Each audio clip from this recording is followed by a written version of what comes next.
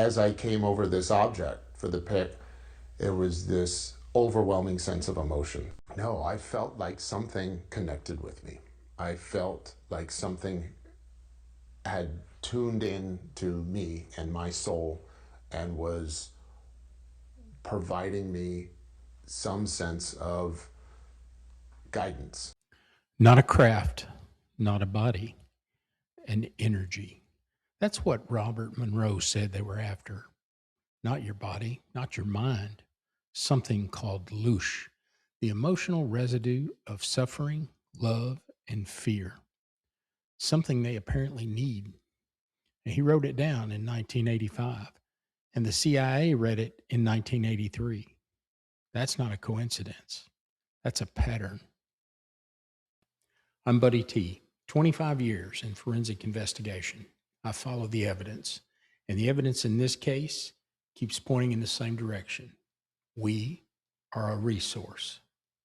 In 1985, a man named Robert Monroe described something darker than alien abduction. Not a craft, not a body, but an energy.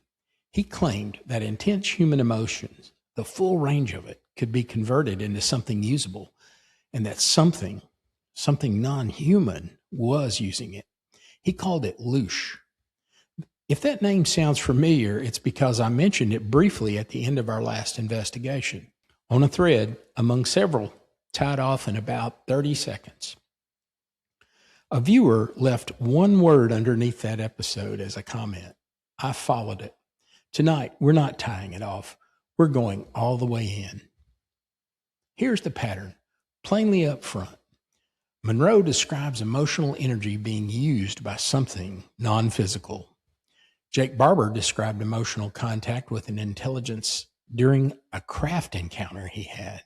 And the sources in our last episode, a classified briefing claim, an anonymous molecular biologist, a named contact witness, and 2,000-year-old religious texts all independently described human beings as valuable for something other than our bodies. Different source types spanning centuries, those claims overlap, but they're not the same claim. Tonight, we test whether that pattern actually survives scrutiny or whether we're the ones forcing several separate mysteries into shape. The popular internet shorthand version of LOOSH says it's produced by suffering, fear, grief, despair, full stop, end of the definition.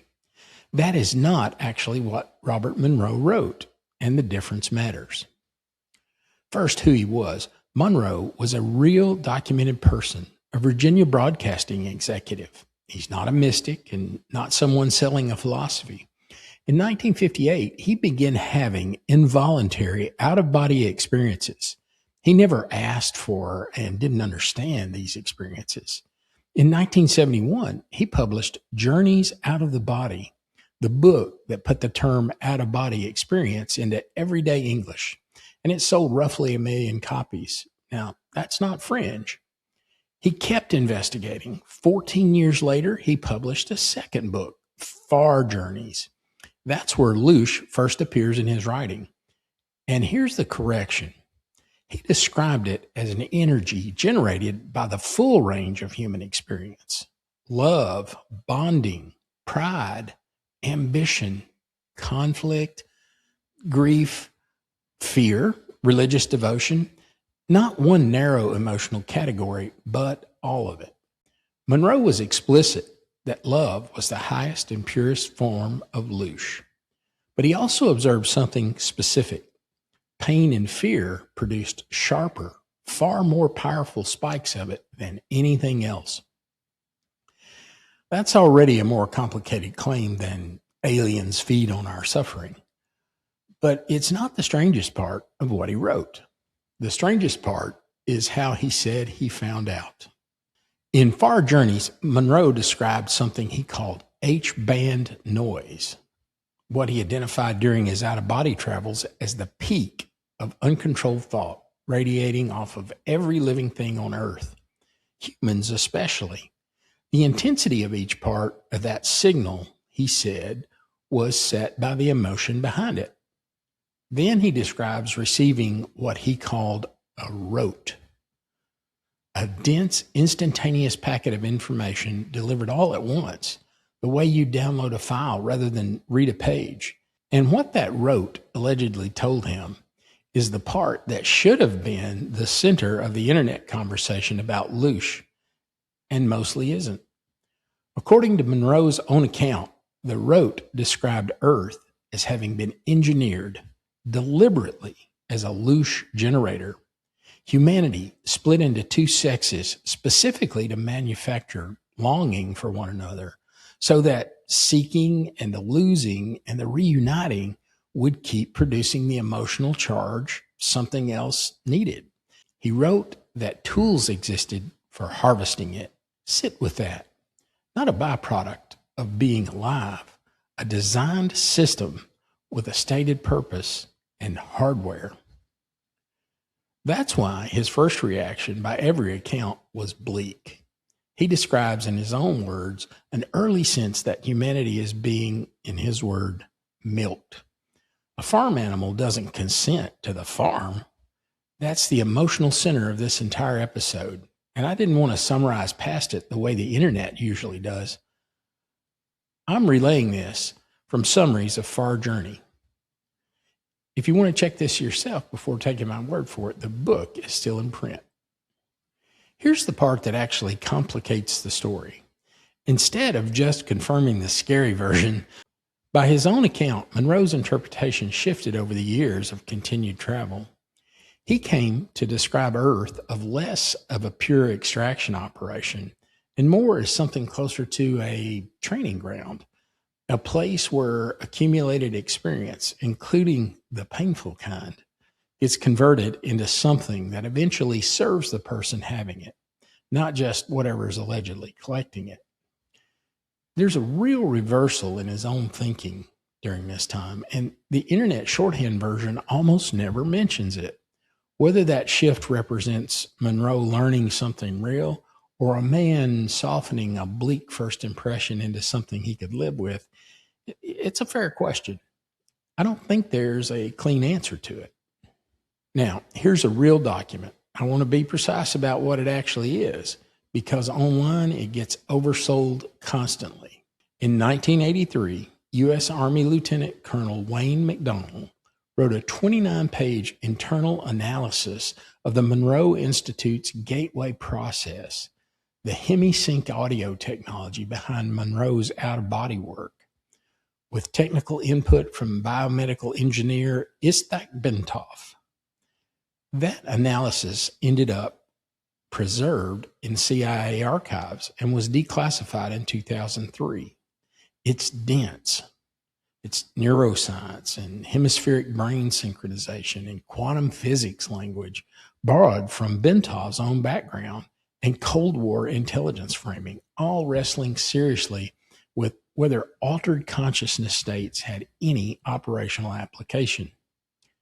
And here's the first real problem with tonight's story, and I'd rather hand it to you than hide it. As far as I've been able to determine, that document doesn't mention LOOSH, not once. It engages with out-of-body states, consciousness theory, and brainwave synchronization, not anything being harvested from human beings. So let's be exact about what this document actually proves. It proves that a U.S. Army officer working in a period when the intelligence community took fringe consciousness research seriously enough to fund it, thought Monroe's underlying methodology deserved a formal 29-page assessment. Now, it does not independently validate LOOSH, and it certainly doesn't validate the engineered farm version of the story. They're different claims, and conflating them is exactly the kind of shortcut that we want to avoid here on this channel. Here's something the internet almost never separates out, and it matters for everything that follows. When people say LOOSH, they are usually describing one of 3 or 4 generally different claims and treating them as interchangeable. The EBO Reddit post of 2023, it describes something patient, agricultural. Consciousness is seeded and shaped, nurtured, monitored toward this thing called apotheosis. Individual well-being is explicitly not the point. Hunger. Whitley Strieber describes an appetite. Something is needed, extracted, consumed as sustenance, and not managed long-term. Harvesting from the farm. Monroe, an engineered production system. Earth allegedly designed specifically to generate LOOSH with tools built for harvesting it. And then the prison planet reincarnation trap. A further unsupported exploitation. Reincarnation itself as a non-voluntary loop guides as farm managers. It draws on fragments of Monroe's work, but it goes well beyond what he actually wrote. Notice what this table actually shows. There are three sources, Monroe, Strieber, and this anonymous account from our last episode, and they describe three different mechanisms. And then a fourth, internet-driven layer takes fragments of Monroe specifically and pushes it into something much more absolute, a closed loop, a trap, no exit, that Monroe himself never wrote. That fourth version is the one that most people mean when they say prison planet. It's also the least supported of the four, and it's the one that spreads the fastest. Now, you've heard the name Jake Barber on this channel before. His novel, written under a pen name and submitted through the Pentagon's pre-publication review process, came back with pages of redactions despite being labeled fiction. That's the story we already told you. Here's a separate piece of his account that we haven't really covered. Jake Barber, a former U.S. Air Force helicopter pilot whose account doesn't cite Monroe's work, has described in multiple interviews an incident involving what he calls an 8-gon, a disc-shaped object divided into 8 sections that he says he helped retrieve. As he approached it, he describes something shifting in him. And the closer I get, the more the emotion starts to overwhelm me. I feel this intense hybrid of sadness and happiness and beauty and song. And it was very disruptive to me. No, I felt like something connected with me. I felt like something had tuned in to me and my soul and was providing me some sense of guidance. That's a quote from Jake Barber. In a separate account of different objects, he describes the feeling of an intense sadness and happiness all at once, tied to what he calls a feminine presence. I felt like something was inside of me. I felt like I was possessed by the most beautiful spirit I'd ever been possessed by. And was it loving? It was loving. But there was a sense of sadness at the same time. Something he says stayed with him ever since, and that he credits in part with his decision to come forward publicly at real professional and legal risk. Now, I need to be honest about something. The loose framing tempts you to skip past this entirely. Barber didn't say that this non-human intelligence was feeding on his grief or that it was feeding on any emotion at all. If anything, he describes the intelligence itself as the one that seemed to be carrying the deep emotion toward him. Grief, tenderness, urgency. Now, that doesn't fit neatly into any of the 3 boxes on the table you just saw. It may be a fourth thing entirely. Not cultivation, not hunger, not harvesting. Contact. If you followed this series, you already know the players. Here's what changes when you put their names all in the same room. In 1989, on camera with George Knapp, Bob Lazar said the classified documents he read described human beings with one specific word. We're containers.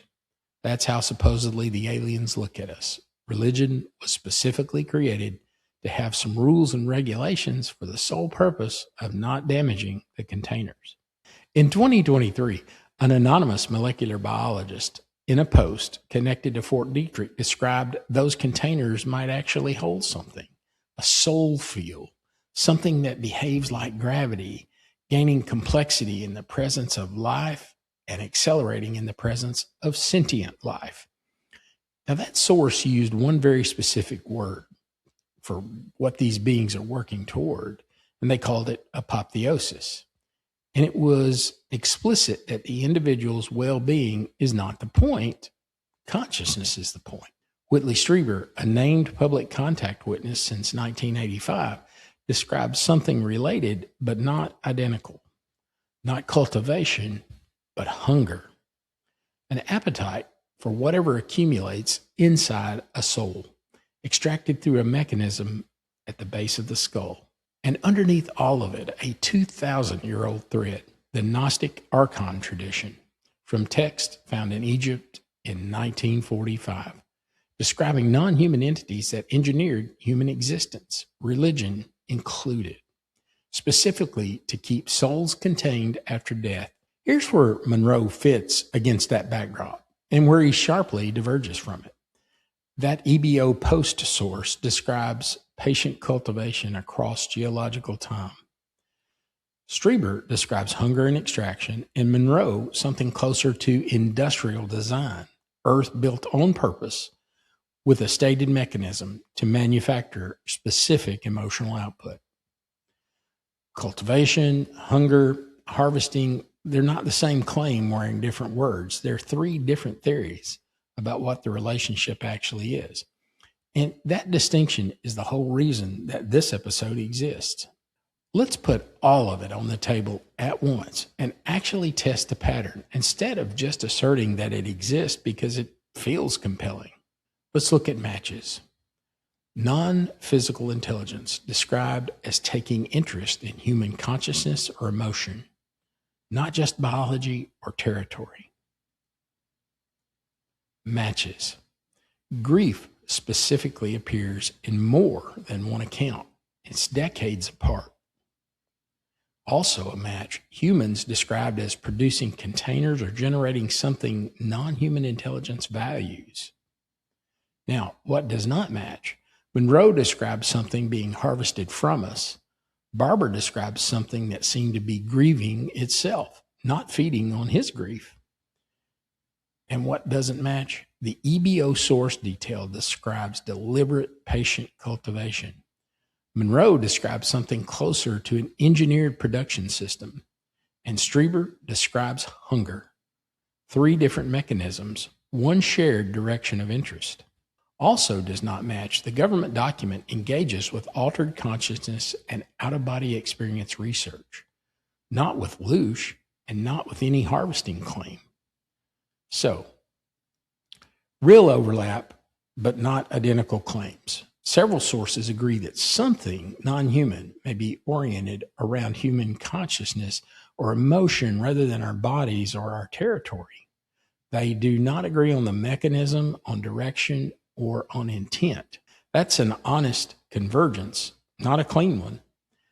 And I'd rather hand you an honest, incomplete pattern than a clean one that I had to force into shape to get there. Now, before we go any further, I want to make the strongest skeptical argument against everything I've just told you. The idea that something non-physical feeds on human emotion, well, that idea is not new, and it didn't start with Robert Monroe. It's at least a century old in Western occult literature.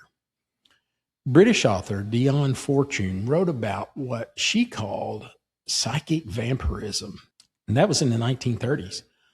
Over the following decades, that concept migrated out of the occult shelf and into mainstream psychology, where it's still used today, not to describe literal energy theft, but as a working metaphor for narcissistic or manipulative people who chronically drain the people around them emotionally. There's no scientific or medical evidence that emotional energy can be measured, stored, transmitted, or drained by anything, physical or not. None. Well, here's a harder question, and I want to ask it about my own sources, not just the internet's. Are Robert Monroe, Whitley Strieber, and the anonymous EBO poster actually independent? LOOSH has been circulating in esoteric and experiencer culture for 40 years. Researchers who study how these narratives spread online have specifically documented how prison planet content on YouTube, how it gets constructed and reinforced by creators building on each other's language, not by independently arriving at their conclusions. It's entirely possible that later sources were shaped by Monroe's vocabulary, whether or not they cite him. A second hard question: is grief simply too common an emotion for its recurrence to mean anything? Grief shows up in an enormous share of human testimony about anything that's overwhelming. Finding it in 3 unrelated accounts may or may not be a signal. It may just be what intense experience produces in people, regardless of what caused it. A third, we are importing economic language, farm, harvest, resource, into something that may not work anything like an economy. And could altered states of consciousness simply reliably produce agency, detection, the sense that something aware is responding to us as a byproduct of how human brains process this all overwhelming experiences with no external agent required at all? Well, I can't fully rule that out, but here's what it doesn't resolve. Even granting that LOOSH vocabulary has spread and shaped later accounts, and granting that grief is common, and granting that human brains generate agency detection, none of that explains why specific claims keep landing on consciousness, not blood, not worship, not territory, across sources with very different reasons to lie or not lie. The detail survives the skeptic's case. It's the part I can't wave away. So what would actually change my mind in either direction? A verified, page-checked reading of Far Journeys, Robert Monroe's book, that shows the engineered farm language as being overstated by these secondary summaries. Now, that would soften my confidence in Monroe's discovery sequence specifically.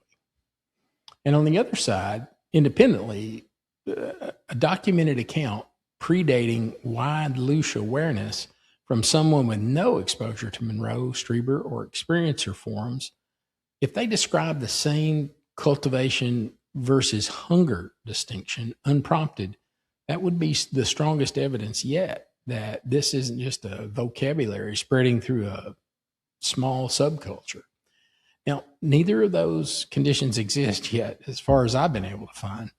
That's exactly why this stays a documented pattern and not a verdict. If there is anything real underneath any of this, the implication doesn't stop with this one episode.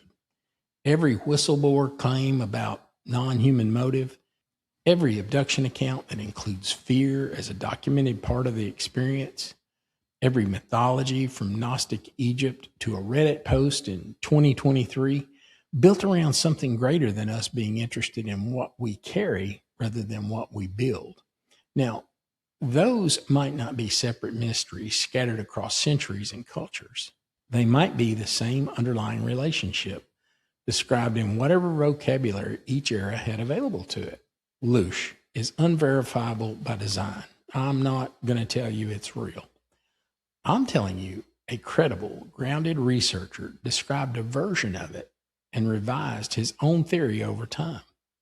A modern whistleblower whose account doesn't cite that researchers independently described something that rhymes with it in an anonymous source, and a named contact witness described more variations from completely different angles. And then the 2,000-year-old religious tradition got there first. There's real overlap here, but no agreement on the mechanism, the direction, or intent. So I'll leave this with you. If you enjoyed this video, please like it, share it with one person who might enjoy following along with our investigations. So I'll leave you with this final question that the episode actually raises. Is emotion the resource here, or is emotion the language through which contact happens?